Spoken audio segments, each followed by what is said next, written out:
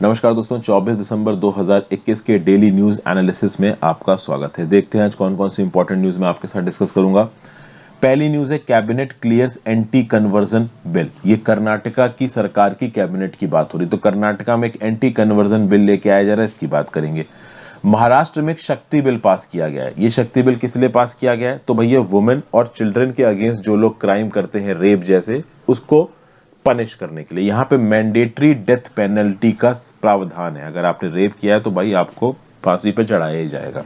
फिर केरला के अंदर ये जो सिल्वर लाइन प्रोजेक्ट है, इसके अगेंस्ट अपोजिशन हो क्यों रहा और ये सिल्वर लाइन प्रोजेक्ट है क्या, इसके बारे में बात करेंगे। फिर करंट लगने के चलते हाथियों की डेथ हुई है कितनी? तो लगभग 600, सबसे ज्यादा हुई है कर्नाटक। अब आप बोलोगे करंट कैसे लगा, तो आप देखोगे कि जो प्रॉपर्टीज होती है ना लोगों की, उन प्रॉपर्टीज में कभी कभी हाथी घुस के तबाही मचा देते। तो वो लोग क्या करते हैं, अपनी प्रॉपर्टी को सेफगार्ड करने के लिए अपनी प्रॉपर्टी के चारों तरफ इलेक्ट्रिक वायर्स लगा देते हैं। ये हाथी उस इलेक्ट्रिक वायर से चिपक के इनको करंट लगता है, ये मर जाते हैं। तो ऐसे 600 हाथियों की डेथ हुई, इसकी बात करेंगे। फिर हांगकांग में एक प्रो डेमोक्रेसी सिंबल था, इस प्रकार की एक स्टैचू थी जो कि तियानमन स्क्वायर प्रोटेस्ट की याद दिलाता था। इस स्टैचू को हांगकांग से हटा दिया गया। देखिए हांगकांग में जितने भी डेमोक्रेटिक एलिमेंट्स थे वो धीमे धीमे करके अब हट रहे हैं, ठीक है ना। दुनिया कुछ नहीं कर पा रही है, हांगकांग ऑलमोस्ट अब चाइना जैसा बनता जा रहा है। और फाइनली हमारे हर्षवर्धन श्रृंगला साहब ये गए हैं म्यांमार में, और म्यांमार में जाके मिलिट्री लीडर से मिले और इन्होंने कुछ प्रो डेमोक्रेसी स्टेटमेंट्स भी बोले हैं। कौन से प्रो डेमोक्रेसी स्टेटमेंट बोले हैं ये भी हम इस पर्टिकुलर वीडियो में देखेंगे। मेंबर्स को स्वागत कर लेते हैं, देखते हैं हम वो किसने किसने ज्वाइन किया है। तो सयन रॉय ने हमको ज्वाइन किया है, हर्षद मेहता ने हमको ज्वाइन किया है, देन विलोकित गुप्ता ने हमको ज्वाइन किया। विलोकित गुप्ता का ये 8th month as a member. Welcome back Vilokit and thank you so much for joining again. बहुत लंबा टाइम है as a member, welcome back Vilokit. Then Study Bee ने हमको ज्वाइन किया। स्टडी बी का ये 3rd month as a member. Welcome back Study Bee and thank you so much for joining again. Devendra Punia ने हमको ज्वाइन किया। गुलशन आरा ने हमको ज्वाइन किया। अलुम व्लॉग ने हमको ज्वाइन किया। राहुल सिन्हा ने हमको ज्वाइन किया, इनका 2nd month as a member. Welcome back Rahul, thank you so much for joining again. Anubhav Yadav ने हमको ज्वाइन किया। कुलजीत कौर ने हमको ज्वाइन किया। विजय सिंह ने हमको ज्वाइन किया। तो Vijay Singh, Kuljeet Kaur, Anubhav Yadav, Rahul Sinha 2nd month as a member, Alum vlog, then Gulshan Ara, Devendra Punia, Study Bee 3rd month as a member. Welcome back Study Bee and Vilokit Gupta 8th month as a member. Welcome back Vilokit, thank you so much for joining again. Harshit Mehta and Sayan Roy. I welcome you back all guys and girls to my channel as a member. Thank you so much for the consistent support. आ जाते हैं अपने news section पे। Karnataka passes anti conversion bill. देखिए anti conversion bill जो कर्नाटका में pass किया गया उसका नाम है the Karnataka protection of right to freedom of religion bill 2021। इसको वॉइस वोट के थ्रू ऑनगोइंग विंटर सेशन में पास कर दिया गया, लेकिन जब इसको पास किया गया उस समय पे इसके खिलाफ अपोजिशन भी हो रहा था। कांग्रेस और जनता दल सेक्युलर के मेंबर इसके खिलाफ अपोजिशन कर रहे थे, धरना प्रदर्शन कर रहे थे। बिल का नाम क्या? Karnataka protection of right to freedom of religion bill 2021। क्या करता है? तो भाई अगर एक इंसान एक धर्म से दूसरे धर्म में कन्वर्ट हो रहा है और इस बिल का कहना है कि अनलॉफुल कन्वर्जन है, और ये अनलॉफुल कन्वर्जन की डेफिनेशन में क्या आता है? मिस रिप्रेजेंटेशन, जबरदस्ती, फोर्स, अनड्यू इन्फ्लुएंस, गलत तरीके से, कोअर्शन, डरा धमका के, एल्योरमेंट, कुछ लालच दे के कन्वर्जन करना, या किसी भी प्रकार के फ्रॉडुलेंट मीन से कन्वर्जन करना यहाँ पे मना है। अगर कन्वर्जन हो रहा है तो यहाँ पे 3 से 5 साल तक की कैद हो सकती है उस पर्टिकुलर इंसान को जो कन्वर्जन करवा रहा है, और 25,000 रुपए तक का फाइन हो सकता है। लेकिन अगर ये कन्वर्जन की एक्टिविटी किसी माइनर बच्चे के खिलाफ, किसी वुमेन के खिलाफ, SC ST कैटेगरी के लोगों के खिलाफ, ऑफेंडर्स इस केस में 3 से 10 साल के लिए जेल में जा सकते हैं और 50,000 रुपए का कम से कम उनके ऊपर फाइन पड़ेगा। और अगर ये लॉ के अंदर आपको चार्ज किया गया तो नॉन बेलेबल और कॉग्निजेबल। कॉग्निजेबल आपको पता है कि वो इंटेंस फॉर्म ऑफ जो क्राइम्स है वो कॉग्निजेबल कैटेगरी में आते हैं, रेप, मर्डर जैसे, और नॉन बेलेबल क्राइम है, मतलब अगर यहाँ पे आप पकड़े गए आपको भाई बेल नहीं मिलेगी, ठीक है। और सबसे खास बात यहाँ पे ये है कि कुछ और इंपॉर्टेंट इसमें प्रोविजंस हैं। जो एक्यूज्ड है अगर उसने अनलॉफुल तरीके से यहाँ पे कन्वर्जन करवाया है तो भैया 5 लाख रुपए तक का कंपनसेशन देना पड़ सकता है उसको, जिसका उसने कन्वर्जन किया। तो किसी मौलवी साहब या क्रिश्चियन चर्च में किसी पर्टिकुलर इंडिविजुअल ने एक इंडिविजुअल का दूसरे धर्म में कन्वर्जन करवाया, तो उस केस में बाद में अगर कन्वर्जन गलत प्रूव हुआ तो जिसका कन्वर्जन तुमने कराया और जिसने कन्वर्जन कराया है, तो जिसने कराया उसको 5 लाख का हर्जाना देना पड़ेगा जिसका हुआ है, ठीक है। अगर मास कन्वर्जन हुआ है तो 3 से 10 साल तक की जेल हो सकती है और 1 लाख तक का फाइन हो सकता है। प्लस शादी के बेसिस पे अगर कन्वर्जन हो रहा है, मान लो एक आदमी एक औरत से शादी कर रहा है और शादी करने के बाद या शादी करने से जस्ट पहले वो आदमी अपना धर्म परिवर्तन कर लेता है या वो औरत अपना धर्म परिवर्तन कर लेती है, तो ऐसी शादी को आप कह लो, ऐसे इनफैक्ट आप कह लो अनलॉफुल कन्वर्जन को, शादी को तो नहीं, शादी तो लीगल मानी जाएगी, ऐसे कन्वर्जन को अनलॉफुल कन्वर्जन माना जाएगा और इस कन्वर्जन को नल एंड वॉइड बोल दिया जाएगा फैमिली कोर्ट के द्वारा। और जहां पे मान लीजिए फैमिली कोर्ट नहीं है तो वहां पे जो भी इंस्टीट्यूटेड जुडिशियल अथॉरिटी होगी वो इस लॉ के हिसाब से इस पर्टिकुलर कन्वर्जन को नल एंड वॉइड बोल देगी। तो शादी से जस्ट पहले और शादी के जस्ट बाद अगर आदमी या औरत अपना धर्म परिवर्तन कर रहा है तो ऐसे केसेस में वो धर्म परिवर्तन अनलॉफुल कन्वर्जन माना जाएगा और उसको नल एंड वॉइड यहां पे बोल दिया जाएगा। अगर आप जेन्युइनली अपना धर्म छोड़ के किसी दूसरे धर्म में जाना चाहते हैं तो बिल ये बोलता है कि आपको कम से कम 30 दिन पहले जिस जगह पे आप रह रहे हो वहां के डिस्ट्रिक्ट मजिस्ट्रेट को या एडिशनल डिस्ट्रिक्ट मजिस्ट्रेट को एक डिक्लेरेशन देना पड़ेगा और उस डिक्लेरेशन में आपको लिखना पड़ेगा कि मैं भाई अपने पूरे होशो हवास में इस धर्म में भरोसा रखता हूं, इसलिए मैं अपने आप को इसमें कन्वर्ट कर रहा हूं। इस प्रकार के नियम कानून यहां पे निकाले गए। प्लस एक और खास बात है, अगर आप अपना धर्म परिवर्तन कर रहे हैं आपको तो 30 दिन पहले देना ही है डिक्लेरेशन। साथ साथ कोई पर्टिकुलर टेंपल का पंडित या मौलवी साहब या क्रिश्चियन चर्च के जो हेड हैं वो अगर यहां पे कन्वर्जन करते हैं उनको भी 30 दिन का एडवांस नोटिस देना पड़ेगा, ठीक है, डिस्ट्रिक्ट मजिस्ट्रेट को, एडिशनल डिस्ट्रिक्ट मजिस्ट्रेट को कन्वर्जन करने से पहले। और जब कन्वर्जन हो जाएगा तो आपके ऑफिशियल रिकॉर्ड्स को यहाँ पे अपडेट किया जाएगा और ओवरऑल आपके सोशल स्टेटस के ऊपर इसका इंपैक्ट पड़ेगा। जैसे फॉर एग्जांपल मान लीजिए पहले आप SC/ST कम्युनिटी में आपको कोटा मिलता है और आप अपने आप को क्रिश्चियन धर्म में या मुस्लिम धर्म में कन्वर्ट कर लेते हैं, तो पहले जो आपको रिजर्वेशन के बेनिफिट्स मिलते थे ना, अब वो कन्वर्जन के बाद नहीं मिलेंगे, ठीक है, ये भी चीज यहाँ पे लाई गई। ओके, और मान लीजिए कन्वर्जन हुआ और किसी को लगता है कि अनलॉफुल हुआ, तो अनलॉफुल कन्वर्जन की कंप्लेन कौन फाइल कर सकता है? तो कोई भी फैमिली का मेंबर। देखिए शादी किसकी हो रही है? लड़का लड़की की, ठीक है, ये तो शादी के कंटेक्स्ट में बात कर लो। तो शादी में लड़का लड़की की शादी हो रही तो लड़का या लड़की किसी के भी घर वाले का कोई भी एलिमेंट यहां पे कंप्लेंट फाइल कर सकता है। मान लो लड़का लड़की की शादी के कंटेक्स्ट में कन्वर्जन नहीं हो रहा है, किसी एक इंडिविजुअल इंसान ने अपने मन से अपना धर्म परिवर्तन कर लिया, तो उस केस में भी उस इंसान से एसोसिएटेड जितने भी लोग हैं, उसके भाई बंधु, उसकी एक्सटेंडेड फैमिली, चाहे वो अडॉप्टेड एक्सटेंडेड फैमिली, उसके दोस्त, कोई भी जाके ये कंप्लेन कर सकता है कि इसका जो कन्वर्जन है वो जबरदस्ती कराया गया, इसके मन से नहीं हुआ है, ठीक है ना। और अगर कन्वर्जन के ऊपर सवाल उठता है, एक धर्म से दूसरे धर्म में कन्वर्जन और सवाल उठता है, तो उस सवाल में कन्वर्जन जबरदस्ती नहीं हुआ है इस बात को प्रूव करने की रिस्पॉन्सिबिलिटी आती है उस पर्टिकुलर इंडिविजुअल के ऊपर जिसने कन्वर्जन कराया है।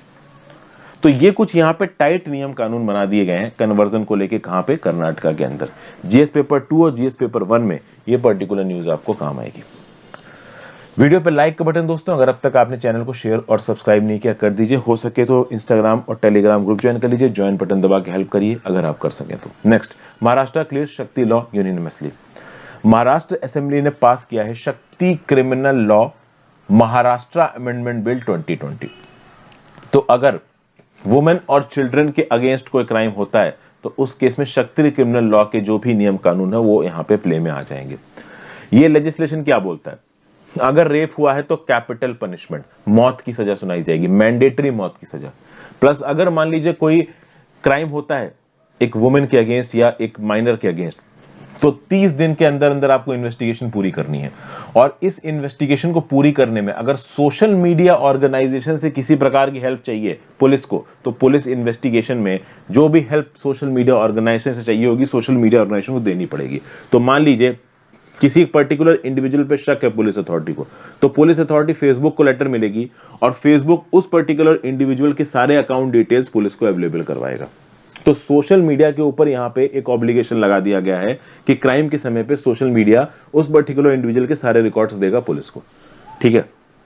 फिर आप देखिए ये जो बिल है ये डेथ पेनाल्टी इंट्रोड्यूस करता है वुमेन और चिल्ड्रन के अगेंस्ट ऑफेंसेस को लेके, जैसे रेप जैसे ऑफेंसेस को लेके। प्लस फॉल्स इंफॉर्मेशन प्रोवाइड करना, औरतों के ऊपर एसिड फेंकना, इस प्रकार के ऑफेंसेस के लिए भी यहां पे पनिशमेंट है। ओवरऑल इन्वेस्टिगेशन, ट्रायल और केसेस के डिस्पोजल के लिए जो टाइमलाइन दे रखी है वो टाइमलाइन कम दे रखी है। अब ठीक है, आपने कुछ तगड़े नियम कानून लगा दिए, लेकिन इन नियम कानूनों में कुछ प्रॉब्लम है। क्या प्रॉब्लम है? पहला प्रॉब्लम तो यहाँ पे ये बताया जा रहा है कि मैंडेटरी डेथ पेनल्टी, अगर रेप हुआ है तो mandatory death penalty. Mandatory death penalty India में अनकॉन्स्टिट्यूशनल है। डेथ पेनल्टी बहुत सारी चीजों को देख के ली जाती है, जैसे अगर रेप किया है तो ज्यादातर स्टेट्स में डेथ पेनल्टी नहीं है, हमारे इंडियन पीनल कोड में भी डेथ पेनल्टी नहीं है। अगर बहुत ब्रूटल रेप है तो उस केस में डेथ पेनल्टी का प्रावधान है। यहां पे अगर रेप किया है तो आपको डेथ पेनल्टी मिलेगी, तो इसको बहुत सारे लोग अनकॉन्स्टिट्यूशनल बोल रहे हैं। दूसरा, शॉर्टर टाइमलाइन रखी गई, मतलब 30 दिन के अंदर आपको इन्वेस्टिगेशन कंप्लीट करनी है, लेकिन अगर आप प्रैक्टिकली देखिए तो 30 दिन के अंदर इन्वेस्टिगेशन कंप्लीट नहीं हो पाती है। बहुत सारे ऐसे प्रोसीजर्स होते हैं जो 30 दिन के अंदर कंप्लीट नहीं हो सकते, तो इसलिए ट्रायल को 30 दिन के अंदर कंप्लीट करना that is literally very difficult. फिर भाई, आपने सोशल मीडिया ऑर्गेनाइजेशन के ऊपर यह रिस्पॉन्सिबिलिटी डाल दी कि वो आपके साथ डाटा शेयर करें। अभी डाटा गाइडलाइंस तो आई नहीं है, केंद्र की सरकार की तरफ से बिल पास हुआ नहीं है, तो सोशल मीडिया ऑर्गेनाइजेशंस के ऊपर इस प्रकार से ऑब्लिगेशन डालना, सोशल मीडिया ऑर्गेनाइजेशन माने ना माने, केस कोर्ट में चला जाए, ये सब चीजें भी यहाँ पे मैटर करती हैं, जिसके ऊपर ज्यादा ध्यान नहीं दिया गया है। अभी के लिए नियम कानून बना दिया गया है। अब जब पुलिस किसी इन्वेस्टिगेशन समय पे फेसबुक वगैरह से या ट्विटर से जानकारी मांगेगी, उस समय पे देखते हैं फेसबुक ट्विटर कैसे रिस्पॉन्ड करते हैं। नेक्स्ट भाई, अगर आप इंडियन पीनल कोड की बात करो तो इंडियन पीनल कोड 1860 के अंदर ये जो क्रिमिनल लॉ है ये भाई आता है under the concurrent list of the constitution, और कॉन्करेंट लिस्ट के ऊपर केंद्र की सरकार भी नियम कानून बना सकती है, राज्य की सरकारें भी नियम कानून बना सकती हैं। और केंद्र की सरकार पहले भी इंडियन पीनल कोड को अमेंड कर चुकी है, मतलब पार्लियामेंट पहले इंडियन पीनल कोड को अमेंड कर चुका है रेप के केसेस को लेके। फॉर एग्जांपल, अगर आप क्रिमिनल लॉ अमेंडमेंट एक्ट 2013 की बात करो तो इस क्रिमिनल लॉ अमेंडमेंट एक्ट 2013 से क्या बोला गया कि उन रेप केसेस में जहां बहुत ज्यादा ब्रूटैलिटी की गई है और उसके चलते एक औरत की हालत बहुत ज्यादा खराब हो गई है, या कोई एक ऐसा ऑफेंडर जो बार बार रेप कर रहा है, उसको डेथ की सजा दी जा सकती है। फिर क्रिमिनल लॉ अमेंडमेंट एक्ट 2018 आया, जिसमें डेथ पेनल्टी दी गई रेप के लिए और गैंग रेप के लिए उन लड़कियों का जो कि 12 साल की उम्र से कम की है। इस बीच में आप देखोगे कि आंध्र प्रदेश, अरुणाचल प्रदेश और छत्तीसगढ़ ये भी इंडियन पीनल कोड को अमेंड कर चुके हैं क्रिमिनल लॉ के रिस्पेक्ट में। फॉर एग्जांपल, आंध्र प्रदेश ने रिसेंटली दिशा बिल 2019 पास किया था, जिसके चलते इनहैंस्ड पनिशमेंट दिया गया for certain crimes against women, जिसमें डेथ पेनल्टी भी इंक्लूडेड थी। तो यहां पे थोड़ा सा आप कह लो कि ओवरलैप हो रहा है। इंडियन पीनल कोड को पार्लियामेंट ने भी अमेंड किया और बहुत सारी अलग अलग सरकारों ने भी अमेंड किया, जैसे कि महाराष्ट्र की सरकार ने अमेंड किया, और उसके चलते इंडियन पीनल कोड का इंटरप्रिटेशन अलग अलग स्टेट्स में अलग अलग प्रकार से निकल के आ रहा है। जैसे रेप की सजा महाराष्ट्र के अंदर पक्का क्या दे रखी है, तो बोला कि भाई मौत की सजा, लेकिन बाकी जगहों पे ऐसा नहीं है। तो कुछ लीगल इश्यूज और लीप होल्स यहाँ पे आगे निकल के आ सकते हैं। GS paper 2 government policies and intervention है। GS paper 1 women their problems and their remedies and associated issues में न्यूज काम आएगी। नेक्स्ट है why there are protest against Kerala silver line project. सबसे पहले तो हम केरला के सिल्वर लाइन प्रोजेक्ट को समझने की कोशिश करते हैं। ये आपको केरला का नक्शा नजर आ रहा है। नॉर्थ केरला में एक जगह है कासरगोड।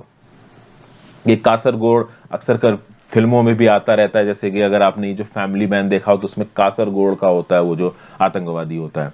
तो ये नॉर्थ में कासरगोड, और बिल्कुल साउथ में चले जाओ तो तिरुवनंतपुरम। अब north Kerala to south Kerala, Kasaragod को तिरुवनंतपुरम से जोड़ने वाली एक लाइन, जिसमें कासरगोड, कन्नूर, कोझिकोड, तिरूर, थ्रिसूर, कोचिन एयरपोर्ट, एर्नाकुलम, कोट्टायम, चिंगानूर, कोलम एंड तिरुवनंतपुरम, ये 11 1 2 3 4 5 6 7 8 9 10 11 स्टेशन बीच में आ रहे हैं। तो ये 529.45 किलोमीटर की रेलवे लाइन है, जो कि साउथ में तिरुवनंतपुरम को कासरगोड नॉर्थ से जोड़ेगी, 11 डिस्ट्रिक्ट से पास करेगी, 11 स्टेशन के थ्रू निकलेगी। इसकी स्पीड होगी 200 किलोमीटर पर आवर, और ये तिरुवनंतपुरम से कासरगोड तक के डिस्टेंस को केवल 4 घंटे में पूरा कर लेगी। अभी के लिए जो केरला के अंदर रेलवे नेटवर्क है वो 12 घंटे लेता है इस पर्टिकुलर डिस्टेंस को क्रॉस करने में, और ये ट्रेन 4 घंटे में डिस्टेंस क्रॉस कर लेगी। और इसको पिनराई विजयन साहब बहुत आप कह लो जोश से बिल्कुल इंप्लीमेंट करने की कोशिश कर रहे हैं। इंप्लीमेंट करने के लिए यहाँ पे कंपनी बनाई गई जिसका नाम है Kerala rail development corporation limited, KRDCL, जिसको कभी कभी के रेल भी बोला जाता है। ये के रेल एक ज्वाइंट वेंचर है केरला की सरकार और केंद्र की सरकार के बीच में। ठीक है भाई, इसमें पूरा जो खर्चा आ रहा है वो आ रहा है 63,940 करोड़ रुपए। पिनराई विजयन की सरकार का one of the biggest infrastructure plan है ये, semi high speed railway project. अब इस पर्टिकुलर सिल्वर लाइन प्रोजेक्ट के ऊपर बहुत से सवाल उठाए जा रहे हैं। देखा जाए तो ये सिल्वर लाइन प्रोजेक्ट के अंदर पूरे के पूरे केरला को एक दूसरे के साथ जोड़ने का पोटेंशियल है, लेकिन कुछ इश्यूज भी हैं। अभी केरला के ही 17 अपोजिशन एमपीज ने मिलकर बोला है कि ये प्रोजेक्ट एक एस्ट्रोनॉमिकल स्कैम है इन द मेकिंग। जितना पैसा इस प्रोजेक्ट को एग्जीक्यूट करने में लग रहा है उतना पैसा केरला के फाइनेंसेस अफोर्ड नहीं कर सकते। दूसरा, अगर इस प्रोजेक्ट को इंप्लीमेंट किया गया तो 30,000 फैमिलीज यहां पे डिस्प्लेस हो जाएंगी। तीसरा, समिति और ग्रीन एक्टिविस्ट का ये बोलना है कि सिल्वर लाइन प्रोजेक्ट अगर इंप्लीमेंट होता है तो इससे इन्वायरमेंटल हार्म बहुत ज्यादा होगा, वेटलैंड्स तबाह होंगे, पैडी फील्ड्स तबाह होंगे, हिल्स तबाह होंगे। तो इन सब चीजों के चलते ओवरऑल सिल्वर लाइन प्रोजेक्ट के अगेंस्ट अपोजिशन आ रहा है। होता है नहीं होता है, एग्जीक्यूट होता है कि नहीं होता, वो आगे आने वाले समय में पता चलेगा। जीएस पेपर 3 इंफ्रास्ट्रक्चर में चीज काम आएगी। 2025 तक सिल्वर लाइन प्रोजेक्ट को फाइनलाइज करने का प्लान है, लेकिन प्लान एग्जीक्यूट हो पाता है कि नहीं, only time will tell. Next, India recorded 600 elephant deaths. 2009 से लेकर 2019 के बीच में 600 एलिफेंट की डेथ हुई ड्यू टू इलेक्ट्रोलोक्यूशन, मतलब इलेक्ट्रिसिटी की तार से लड़ गए, उसकी वजह से इनकी मृत्यु हो गई। ऐसा बोला union minister of environment, forest और क्लाइमेट चेंज ने। इसमें से 116 डेथ हुई कर्नाटका में, 117 उड़ीसा में, 105 आसाम में। अरुणाचल प्रदेश, त्रिपुरा, महाराष्ट्र, ये ऐसे स्टेट्स हैं जहां पे 0 डेथ्स हैं ड्यू टू इलेक्ट्रोलोक्यूशन। सबसे ज्यादा पिछले कुछ सालों में जो डेथ हो रही है इलेक्ट्रोलोक्यूशन की वजह से, करंट लगने की वजह से हाथियों की, वो हो रही है आपकी कर्नाटका के अंदर। ठीक है, अगर आप देखो तो जून 2021 में कोदागु नाम की जगह पे 4 एलिफेंट की मौत हो गई, और अक्टूबर 2020 में बैनरघाटा नेशनल पार्क बेंगलुरु में 2 मेल एलिफेंट्स की डेथ हो गई थी इलेक्ट्रोलोक्यूशन की वजह से। तो ज्यादातर केसेस में क्या होता है कि फील्ड होता है, उस फील्ड के बाद प्राइवेट लैंड ओनर्स ने इलेक्ट्रिकल फेंस लाइन लगा रखी है। अब इन फेंस लाइन से टकरा जाते हैं ये हाथी। एक्चुअली में फेंस लाइन इन ओनर्स ने इसीलिए लगा ली है कि इनके हाथी इनके फील्डों में ना घुस जाएं, क्योंकि हाथी फील्ड में घुस जाता है तो पूरा फील्ड तबाह कर देता है, तबाही मचा देता है। अब हाथियों को प्रोटेक्ट करने के लिए हमारी सरकार ने एक स्कीम बनाई जिसका नाम है प्रोजेक्ट एलिफेंट, जिसको 1992 में बनाया गया था, जिसके चलते फाइनेंशियल और टेक्निकल सपोर्ट प्रोवाइड किया जाता है वाइल्ड लाइफ मैनेजमेंट अथॉरिटीज को, ताकि इंडिया के अंदर जो वाइल्ड एशियन एलिफेंट्स पाए जाते हैं इनको बचाया जा सके। प्रोजेक्ट एलिफेंट एक सेंट्रली स्पॉन्सर्ड स्कीम है, ठीक है, for protecting elephants, there habitats in corridor, addressing issues of man animal conflict and welfare of captive elephant. Asian elephant की बात की जाए इंडिया के अंदर तो इसका प्रोटेक्शन स्टेटस क्या है? आईयूसीएन रेड लिस्ट के अंदर इंडेंजर्ड कैटेगरी में आता है। Convention of international trade and endangered species में अपेंडिक्स 1 एनिमल के अंदर आता है, और इंडिया के वाइल्ड लाइफ प्रोटेक्शन एक्ट 1972 के अंदर शेड्यूल एनिमल है। जनरल स्टडीज पेपर 3 बायोडाइवर्सिटी में न्यूज आपको काम आएगी। नेक्स्ट न्यूज की बात करते हैं। India seeks return of democracy in Myanmar. तो मैंने आपको कल भी बताया था, हर्षवर्धन श्रृंगला साहब गए हैं म्यांमार 22 से 23 दिसंबर, और वहां पे जाके उन्होंने म्यांमार के लीडर से बातचीत की। तो जो सबसे सीनियर जनरल है मिंग ओंग हलिंग, जिसने ओवरऑल ये कूप किया था म्यांमार के अंदर, इसके साथ मिले। अभी के लिए म्यांमार को चला रही है 11 मेंबर की बॉडी जिसका नाम है स्टेट एडमिनिस्ट्रेटिव काउंसिल, और इसके हेड है मिन ओंग हलंग, चेयरमैन है। तो अभी के लिए इनके साथ बातचीत की हर्षवर्धन श्रृंगला साहब ने। अब देखिए, इंडिया का यहाँ पे मेन ऑब्जेक्टिव क्या है? नॉर्थ ईस्ट के इलाके को सिक्योर करना, और ये बहुत जरूरी है। जो लोग इंडिया के अंदर ये बोलते हैं ना कि इंडिया को डेमोक्रेसी का सपोर्ट करना चाहिए, मार के ऊपर सैंक्शंस लगा देने चाहिए, उनको ये नहीं पता है कि हमारा जो नॉर्थ ईस्टर्न इलाका है इसकी स्टेबिलिटी बहुत हद तक म्यांमार के ऊपर डिपेंड करती है। आपको पता होगा रिसेंटली आसाम राइफल्स के एक कमांडिंग ऑफिसर की मृत्यु हो गई थी, एक एम्बुश हुआ था, उनकी वाइफ और बच्चा भी मारा गया था। ये चूराचंदपुर मणिपुर में हुआ था। ये जो इंसर्जेंट ग्रुप्स नॉर्थ ईस्ट में ऑपरेट करते हैं, इनको एक सेफ हेवन मिलता है म्यांमार के अंदर, और म्यांमार की सरकार और मिलिट्री हमेशा से प्रो इंडिया रही है, और उसका प्रो इंडिया रहना बहुत ज्यादा जरूरी है। यहां पे इंडिया ने साफ साफ बोला है कि म्यांमार अगर अनस्टेबल रहेगा तो इंडिया के नॉर्थ ईस्ट में भी प्रॉब्लम आएगी। म्यांमार से बहुत सारे डिस्प्लेस्ड लोग इस कूप की वजह से इंडिया के अंदर आ रहे हैं। बहुत सारे पुलिस वाले जो पहले म्यांमार की पुलिस में काम करते थे वो इंडिया के अंदर आ रहे हैं। तो इन इश्यूज को उठाया म्यांमार के अंदर।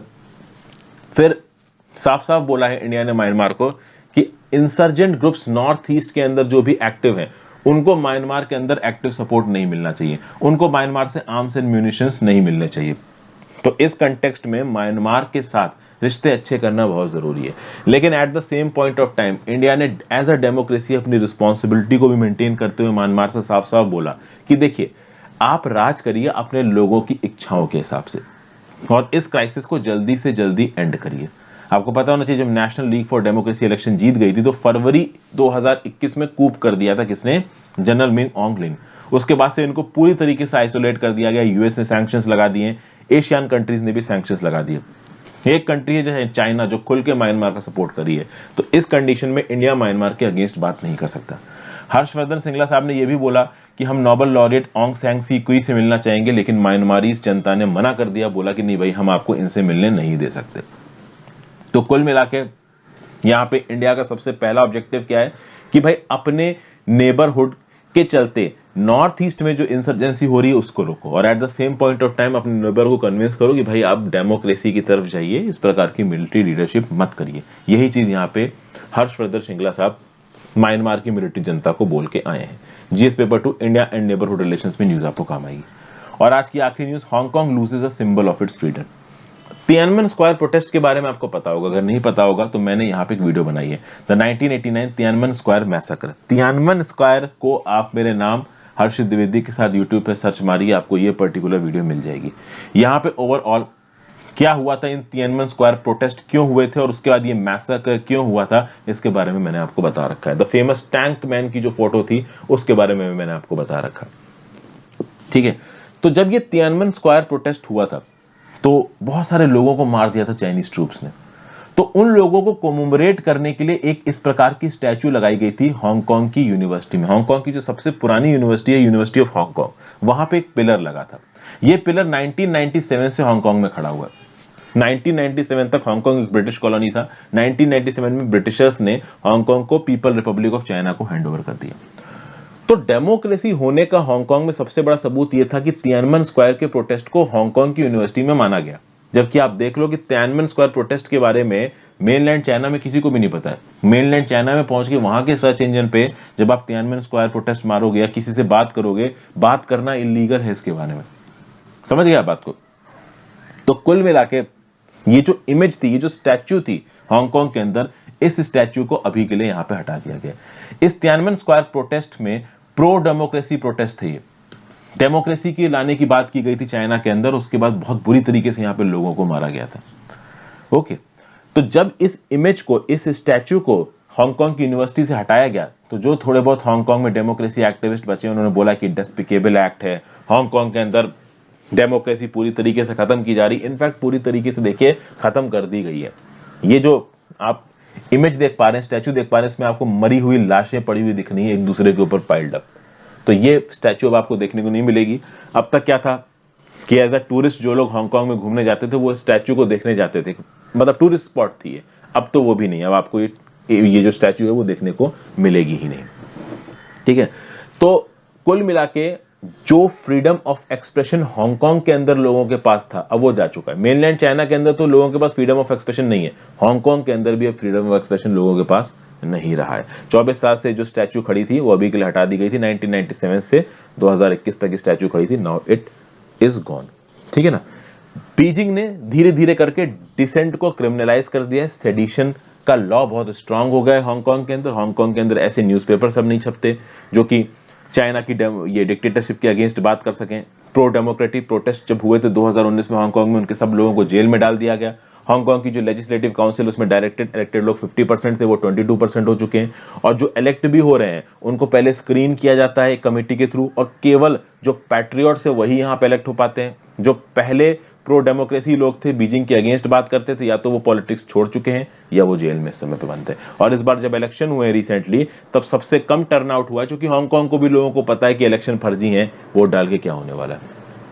तो ये थी news, journalist paper 2 international news में ये चीज आपको काम आएगी। Thank you for watching friends. ज्यादा से ज्यादा लोगों के साथ वीडियो को शेयर करिएगा, हो सके तो इंस्टाग्राम पे फॉलो कर लीजिए, टेलीग्राम ग्रुप ज्वाइन कर लीजिए, और ज्वाइन बटन दबा के हेल्प करें, लाइक दबा के जाइए।